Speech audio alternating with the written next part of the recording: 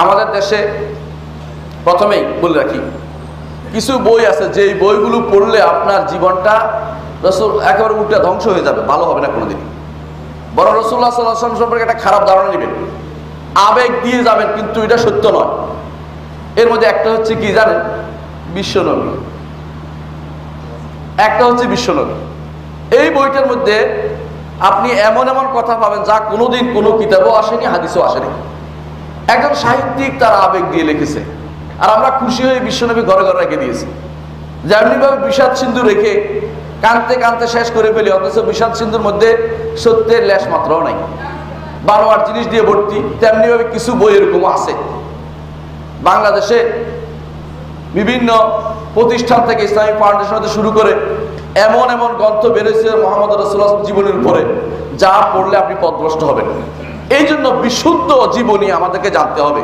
বিশুদ্ধ জীবনীর জন্য যেই বইটা সবচেয়ে বেশি দরকার, সেটা হচ্ছে মুহাম্মদ ইবনে ইসহাকের আস-সিরা। আস-সিরা। দ্বিতীয় গ্রন্থ হচ্ছে মুহাম্মদ ইবনে হিশামের আস-সিরাতুন নববিয়্যাহ। আস-সিরাতুন নববিয়্যাহ দুইবার করে বলছি মনে রাখার জন্য। 3 নম্বর হচ্ছে ইমাম ইবনুল কাইয়িম রাহিমাহুল্লাহ জাদুল মাআদ। ইমাম ইবনুল কাইয়িম রাহিমাহুল্লাহ জাদুল মাআদ। বাংলা অনুবাদের ক্ষেত্রে দেখা গেছে কিছু মানুষ লুকোচুরি করেছে, কিছু অংশ বাদ দিয়ে, তার মন মতো হয় না এটা বাদ দিয়ে অনুবাদ করেছে। আপনারা মূল গ্রন্থ পড়তে চেষ্টা করবেন, অথবা অথেন্টিক অনুবাদ যারা করে তাদের বই পড়তে চেষ্টা করবেন, যাতে করে লুকোচুরির আশ্রয় কেউ না নেয়। এটা হচ্ছে জাদুল মাআদ। 4 নম্বর, সবচেয়ে কাছের যে কাজ প্রত্যেকের হাতে থাকা দরকার, এটা সেটা হচ্ছে যেটা আমরা সবাই এক ডাকে চিনি, এটা হলো আর-রাহিকুল মাকতুম। নিঃসন্দেহে এই গ্রন্থটা পড়ার মতো। অনুবাদের ক্ষেত্রে কেউ কেউ ভুল করতে পারে, বিশেষ করে লন্ডন ভিত্তিক এক মহিলা অনুবাদ করেছে, অনুবাদটা শুদ্ধ হয়নি। যেটা ভারতের এক আলেম অনুবাদ করেছে, এটা অনুবাদটা শুদ্ধ, সেটা দেখে নিবেন।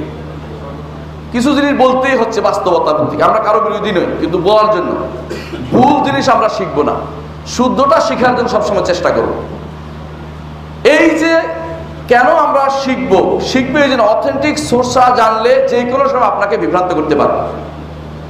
এমন একটা সময় আসে যেতে পারে, তখন বলবে যে রাসূলুল্লাহ সাল্লাল্লাহু আলাইহি ওয়াসাল্লাম তো মক্কায় জন্মগ্রহণ করেন নাই। কোথায়? বলে যে পেট্রায় জন্মগ্রহণ করছে। আপনারা কেউ শুনেছেন এই ঘটনা? শুনেন নাই?